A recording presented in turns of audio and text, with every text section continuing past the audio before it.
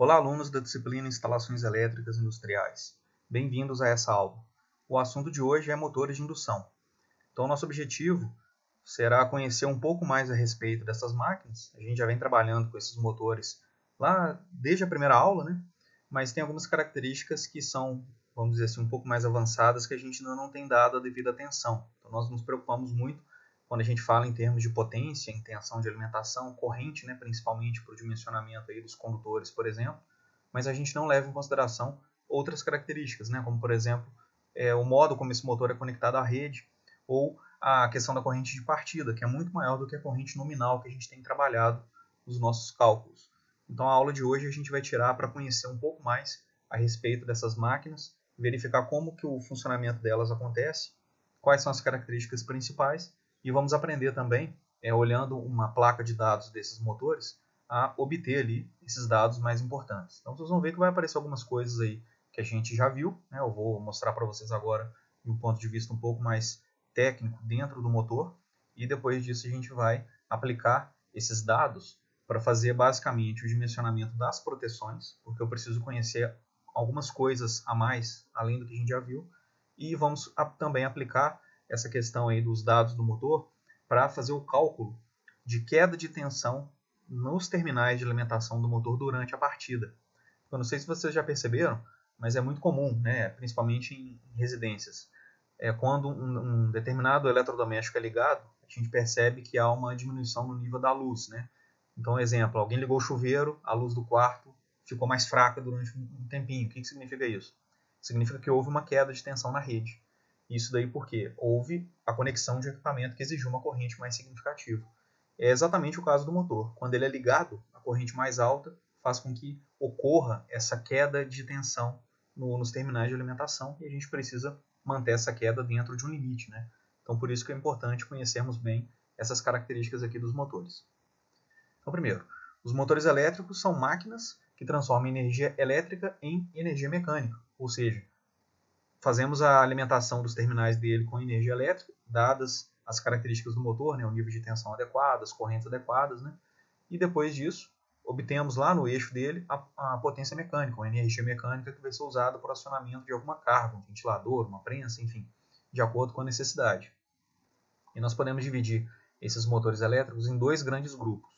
Os de corrente contínua, que são muito úteis, principalmente quando a gente fala aí em equipamentos que trabalham com bateria, né, por exemplo. Então, um telefone, um smartphone, né, que tem lá aquela função de vibrar, né? Então, ele é um motorzinho de corrente contínua que está fazendo essa função. Então, é importante para certas aplicações. E, de maneira geral, né, quando a gente fala em aplicações industriais, os motores de corrente alternada são os mais usados. E dentro deles a gente ainda pode frisar aí o motor de indução trifásico, que tem, inclusive, aí a maior parcela da energia gerada é consumida por motores de indução trifásicos em indústrias. E aí, como eu falei com vocês, né, conhecendo essas características dos motores, nós vamos poder fazer o correto dimensionamento da instalação elétrica e dos dispositivos de proteção que serão aplicados a essa instalação. Primeiro, vamos entender aqui algumas características desses motores de indução. No caso, como eu falei, né, os motores que serão mais focados aqui serão os motores de indução trifásicos, mas claro que não impede vocês de fazerem também o dimensionamento de uma instalação para motores monofásicos ou até mesmo motores síncronos. Basta conhecer as características desses motores.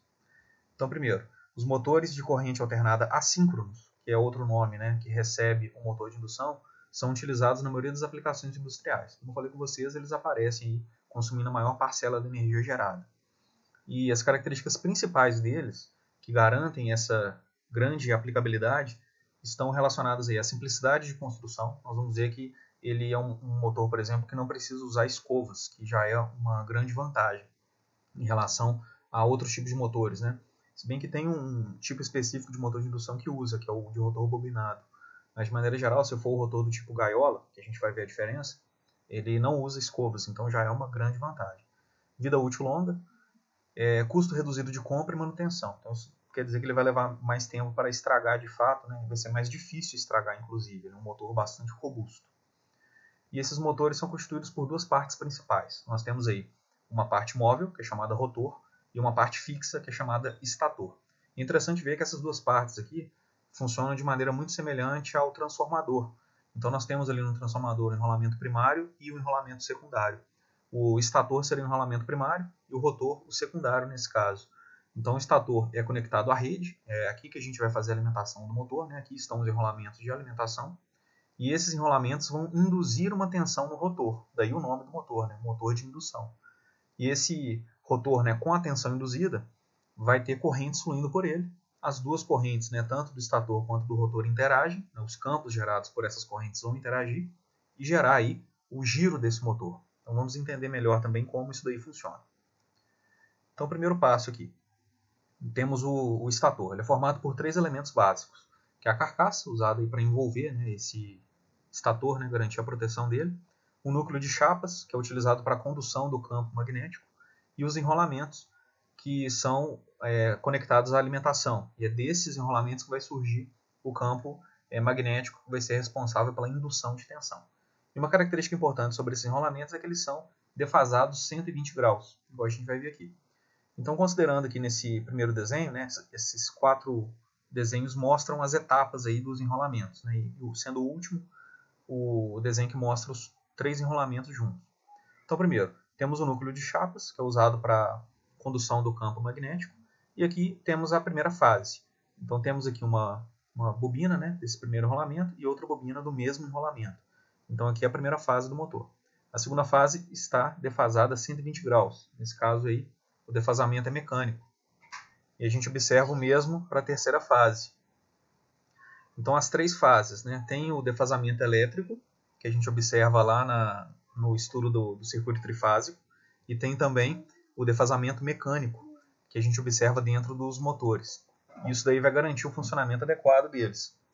Os 3 enrolamentos estão sendo colocados em conjunto aqui nesse quarto desenho, e aqui foi apresentado maior para a gente poder ver como que esse rotor aí funciona.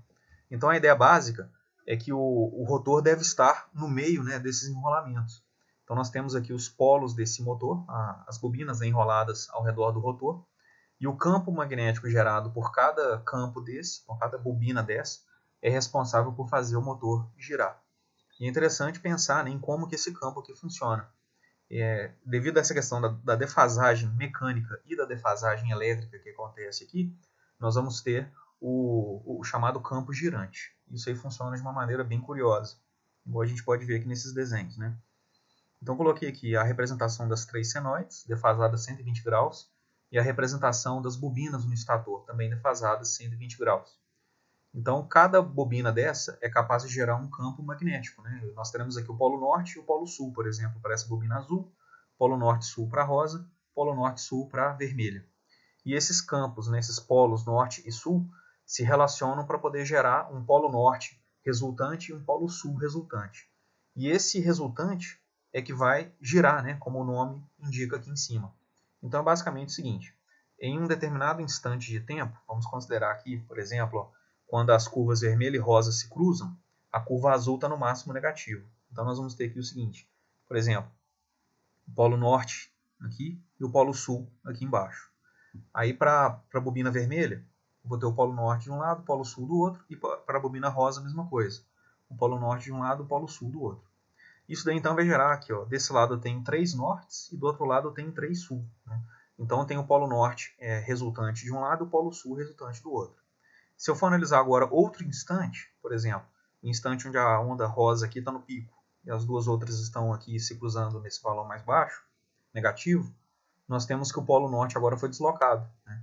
Então, considerando aqui, se a rosa estava com o polo norte, agora ela tem um polo norte ainda mais significativo. Né? Então, aqui continua o polo norte. A onda azul, se estava com o polo norte, continua com o polo norte, agora um pouco mais fraco, porque ela continua negativa. E a onda rosa, desculpa, a onda vermelha, se ela estava aqui com o polo norte, agora ela apresenta um polo sul nesse ponto, porque ela inverteu a polaridade. Ou seja, esse norte que estava aqui passou para cá. Então agora eu tenho os 3 de cima com o polo norte e os 3 de baixo com o polo sul.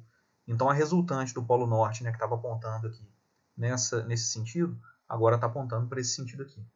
Se eu analisar o próximo instante de tempo, eu vou perceber que o polo norte agora vai apontar nesse sentido, ou seja, o polo norte vai girando à medida que o tempo passa. Né? E isso é o chamado campo girante. E a velocidade de giro desse campo pode ser calculado com base nessa expressãozinha aqui do lado. vai ser igual a 120 vezes a frequência de alimentação da rede, no caso os 60 Hz, dividido pelo número de polos do motor.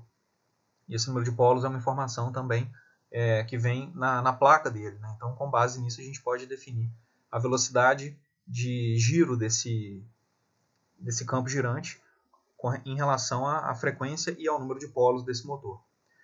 E esse campo girante vai nos ajudar também a definir como que o rotor vai girar. Por quê? Quanto mais rápido for o campo girante, mais rápido o rotor vai girar também, né? Mas ele nunca chega nessa velocidade aqui. Ela é chamada inclusive de velocidade síncrona, né? O ms que aparece aqui dá essa ideia de velocidade síncrona. Enquanto que o rotor nunca chega à velocidade síncrona. Isso acontece por quê? Se o rotor chegasse à velocidade síncrona, não haveria mais variação de campo magnético nele, né? Ele iria girar junto com o campo. E se não há variação de campo, não há indução, né? Se não tem indução, a corrente no rotor zera. E aí ele ia parar de girar, né? Então é importante lembrar que o rotor nunca chega à velocidade síncrona. Tá? E aqui nós temos o rotor propriamente dito.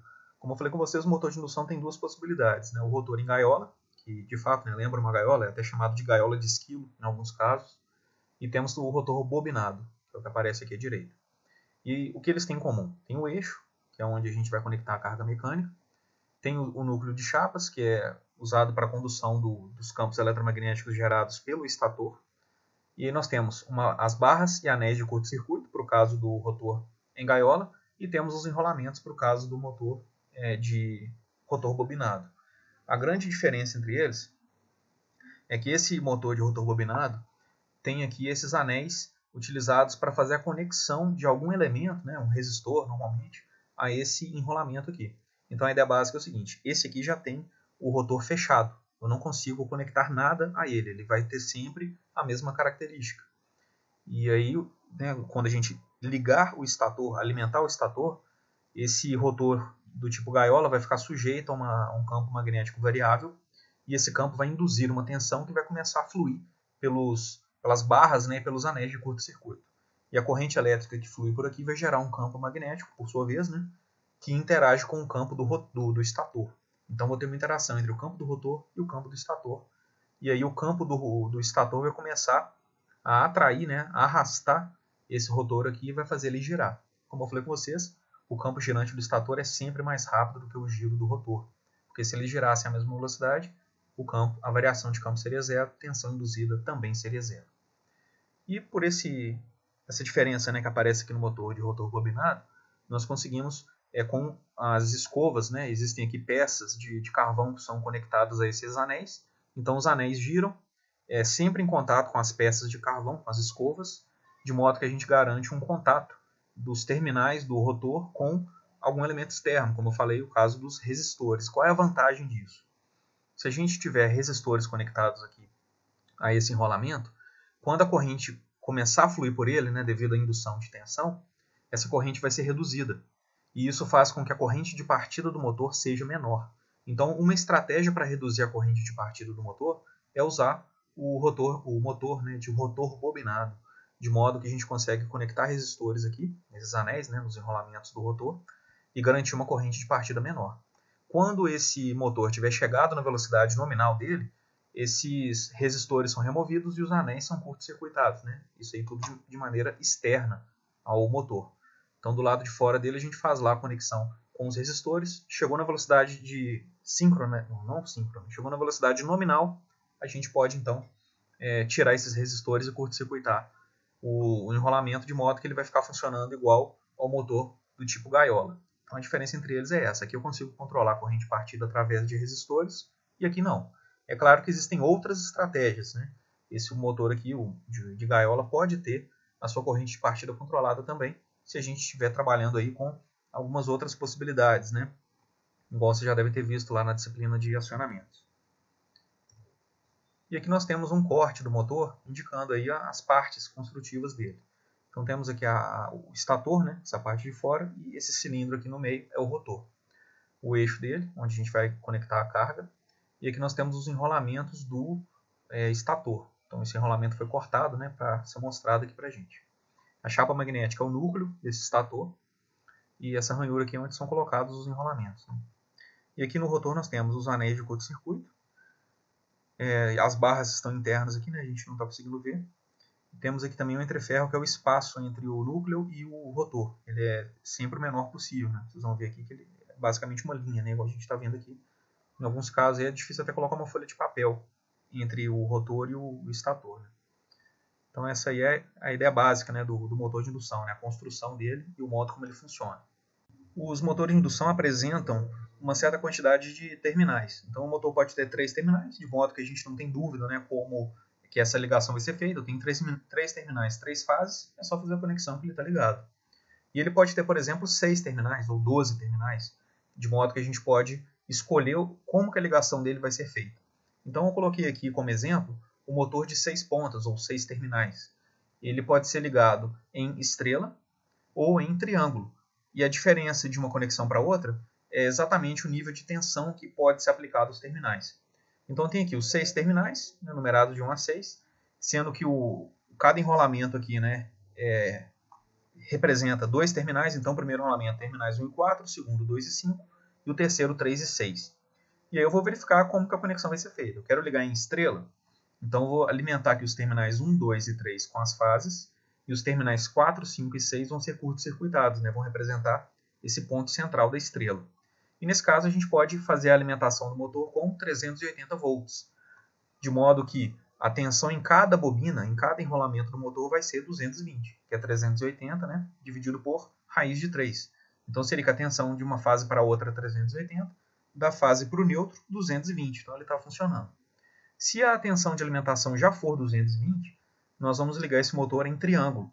Então a ideia é alimentar os terminais 1, 2 e 3 de novo com as 3 fases, e ligar aqui os terminais 1 com 6, 2 com 4 e 3 com 5. Agora a conexão foi feita em triângulo. E aí a alimentação de 220 já é suficiente para fazer ele funcionar. Então percebam que, independente da conexão que foi feita, a tensão na bobina é 220 volts. Esse é o grande segredo, né, do motor de 6 pontas para garantir o funcionamento. Eu tenho que colocar 220 volts em cada bobina. E aí temos outros motores também que vão seguir uma ideia parecida. O motor de 12 pontas, por exemplo, divide esses enrolamentos ao meio. Nós vamos ter 6 enrolamentos, né, ou seja, cada enrolamento daquele que nós vimos foi dividido em 2 partes. E aí eu vou ter a possibilidade de fazer conexão estrela-série, estrela-paralelo, triângulo-série e triângulo paralelo. Então ele consegue trabalhar com mais níveis de tensão. E aí a gente vai observar de acordo com o tipo de motor que a gente está usando. Outra estratégia também que pode ser feita, que você já deve ter ouvido falar, né, é a partir da estrela-triângulo. A gente liga, mesmo que a rede tenha uma tensão de 220 volts, a gente liga o motor em estrela, a princípio, e depois de um tempo, né, quando ele chega a uma certa velocidade, a gente muda a conexão para triângulo. Isso porque, ligando 220 volts na estrela, a tensão em cada bobina vai ser menor, vai ser aqui 127 volts. Então a corrente de partida também é menor. E aí quando o motor já está chegando lá, a sua velocidade está próximo, né, da velocidade nominal dele, é feita a mudança de estrela para triângulo, e aí ele tem os 220 e vai funcionar normalmente. Então são algumas estratégias, né, que podem ser usadas aí para redução da corrente de partida do motor.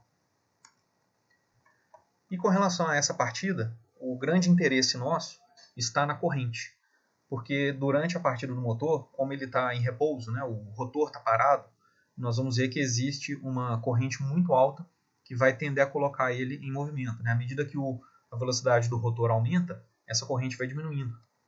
E de modo que, quando ele chega na velocidade nominal, a corrente vai ser a nominal. Mas durante a partida, essa corrente pode chegar aí de 6 a 10 vezes o valor da corrente nominal. Ou seja, a gente fez a instalação toda projetada ali para ele trabalhar com uma certa corrente, e ele vai ter uma corrente na partida que pode chegar até 10 vezes aquele valor que foi dimensionado. Então isso daí pode ser um problema, né? Principalmente quando a gente fala em dispositivos de proteção. Até que em termos de condutores não, por quê? Nós já verificamos a questão da corrente de curto-circuito, que são correntes mais elevadas, né? Até mais elevadas ainda do que essas. Então, em termos de condutores, não seria exatamente um problema, mas quando a gente fala de proteção, é importante saber esses valores aqui, porque afinal de contas, essa corrente elevada que está acontecendo é a partida do motor ou já é um curto-circuito? Né? O dispositivo de proteção tem que saber diferenciar as duas coisas. Então é importante definir isso daí. E essa corrente elevada consegue também, durante a partida, né, garantir uma queda de tensão nos condutores, como eu falei com vocês. E se essa queda for muito significativa, os distúrbios na rede vão ser elevados, e aí a gente precisa também contornar isso. Agora, quando a gente fala em termos de demanda ou consumo de energia, as partidas não têm um significado muito grande. Por quê? A duração é curta. Então, essa corrente de partida aí vai ser alta durante alguns segundos, alguns décimos de segundo. Então, a gente não precisa preocupar muito com ela em termos de consumo. Mas ela já representa um problema em termos de aquecimento do motor. Então, se o motor ficar partindo e parando muitas vezes, isso aí pode gerar um aquecimento mais significativo, né? Então, existem estudos feitos aí para avaliar o regime de operação do motor também. Então, são várias características que devem ser levadas em consideração. Outro dado importante do motor é o conjugado, que é a capacidade de realizar trabalho, né, que o motor apresenta, né, a parte mecânica dele.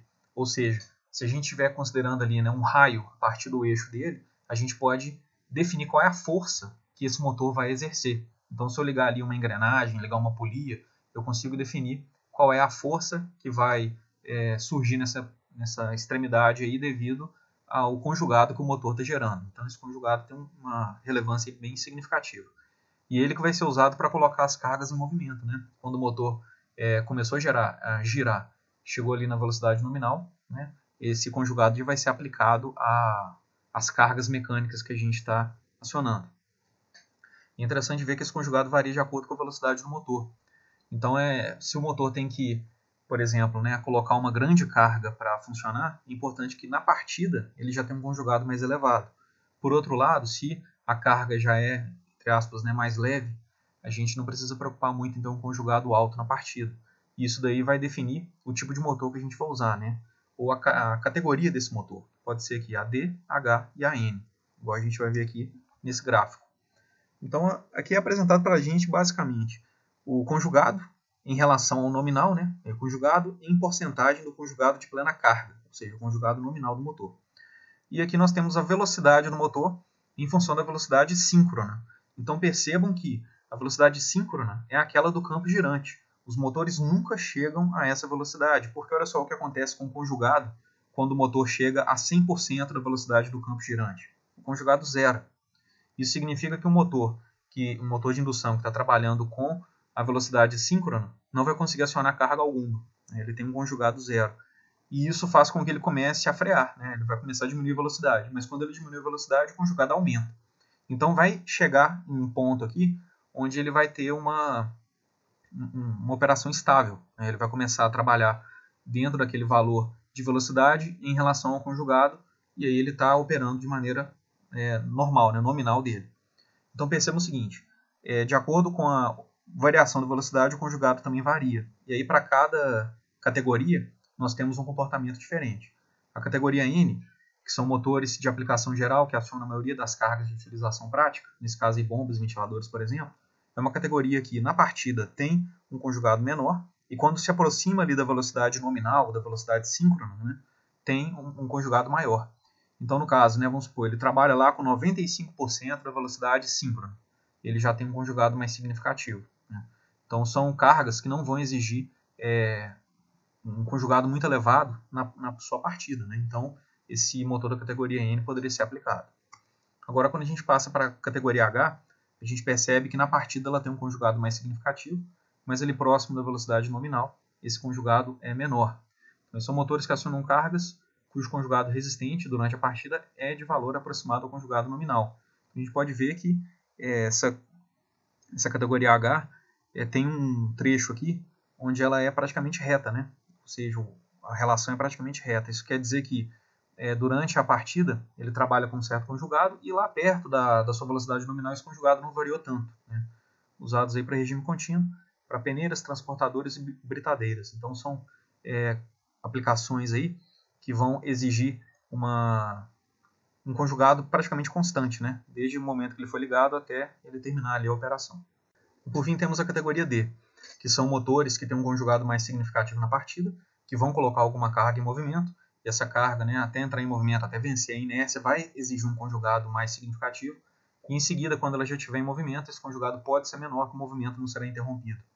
Então são aqui, ó, abrange os motores cujo conjugado resistente durante a partida é elevado e cujo regime de operação é intermitente. Então temos aí, por exemplo, os elevadores e as prensas, que que devem ser colocados em movimento, e depois, para manter esse movimento, vai ser algo mais fácil. E temos também outra característica importantíssima, que vai ser muito útil quando a gente for definir, por exemplo, proteção térmica dos motores, né, contra a sobrecarga, que é o tempo de rotor bloqueado. Então, no caso, se a carga que estiver sendo acionada estiver muito acima da capacidade do motor, quando a gente tentar ligar esse motor, o rotor vai permanecer parado, né? Vai permanecer bloqueado.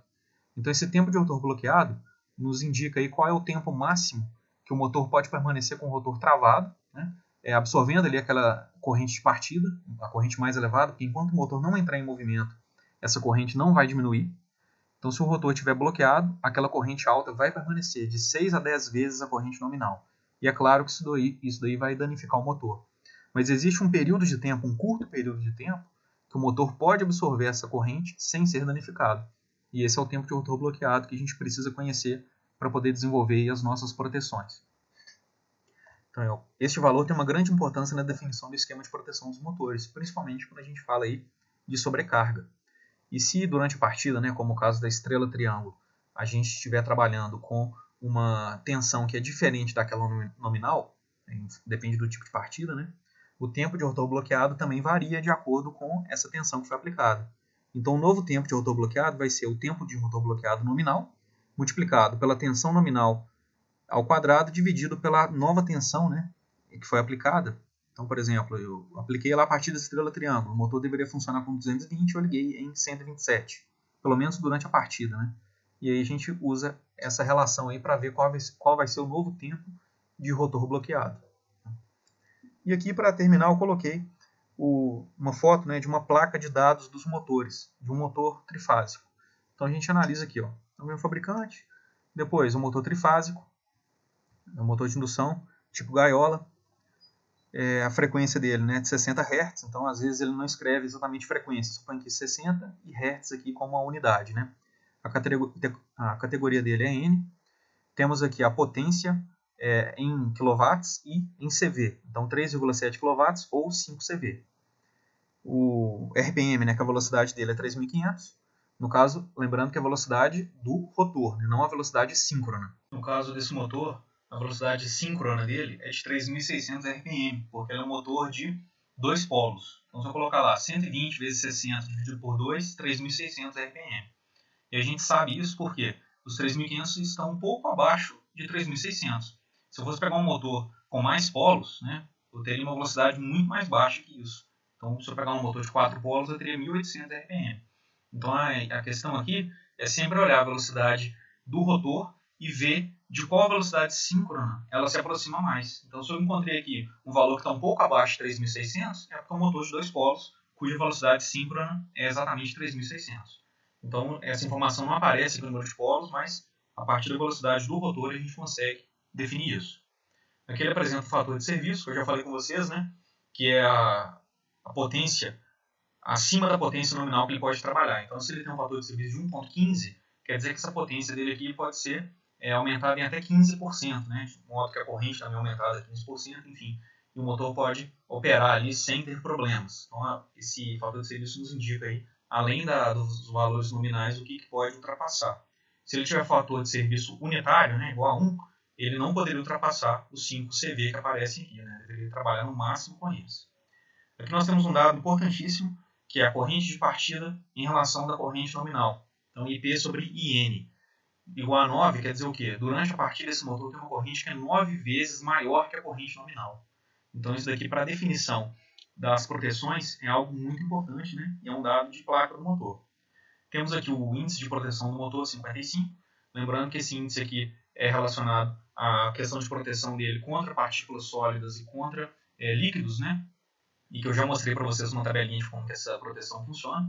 Então, vocês podem dar uma consultada lá nos primeiros slides, que eu cheguei a falar sobre isso. Mas se quiserem dar uma pesquisada aí no Google também, rapidinho vocês conseguem ver qual é o significado desse 5 e 5 aqui. Né? Quanto maior o número, maior a proteção. Aqui nós temos as tensões de alimentação. Então, eu posso ligar esse motor em 220 ou em 380. E aqui embaixo ele já indica como isso é feito. Ó. 220, eu estou fazendo aqui a conexão em triângulo. E se eu quiser ligar em 380, eu estou fazendo a conexão em estrela. Então, é um motor de 6 pontas, por isso que ele permite os dois níveis de tensão. Aqui na frente nós temos a corrente nominal do motor, para os dois níveis de tensão aplicados. Então, se eu estiver usando 220 volts, a corrente nominal dele vai ser 13 amperes, e se eu estiver usando 380, a corrente nominal é 7,53, ou seja, quanto maior a tensão, menor a corrente, né, de modo a garantir uma potência fixa. Né? A potência não muda, independente do tipo de tensão. Então, se eu mudar a tensão, eu mudo também a corrente. E o que nós temos de mais importante, esses últimos dois dados aqui embaixo, que é o rendimento no motor, em porcentagem, então, o rendimento dele é de 87,5%, que é um dado que a gente já trabalhou também, e o cosseno de φ, né, o fator de potência dele, é 0,85. São dois dados importantes para a gente poder calcular a potência elétrica, né, desse motor aí, porque a gente costuma sair aqui da potência mecânica e quer chegar na potência elétrica no final das contas. E esses dois dados aqui são importantíssimos para isso. Bem, então a gente viu aí, né, de maneira geral, como os motores de indução funcionam. A partir da próxima aula a gente começa a trabalhar com a aplicação desses dados. Eu deixei um exercício para vocês fazerem, que é basicamente, né, pegar uma placa de dados que já foi passada e identificar essas informações, né, para vocês treinarem essa análise aí um pouquinho. Tá? Precisando, vocês podem entrar em contato comigo, vou disponibilizar aí o fórum, disponibilizar o e-mail, o chat do Avro, então, precisando conversar é só entrar em contato. O exercício fica para a próxima semana. E quem ainda não viu aí, dê uma olhadinha na última postagem aqui no Ava, que eu coloquei para vocês o novo cronograma com a nova distribuição de pontos. E expliquei também o trabalho 2, que já tem data de entrega definida. Vocês vão ter um pouco mais de um mês, aí, se não me engano, para fazer ele, ou aproximadamente um mês. Então dê uma olhadinha e tendo dúvida em relação ao trabalho ou em relação às atividades, aí é só entrar em contato que eu esclareço para vocês. No mais, bons estudos e nos vemos em breve.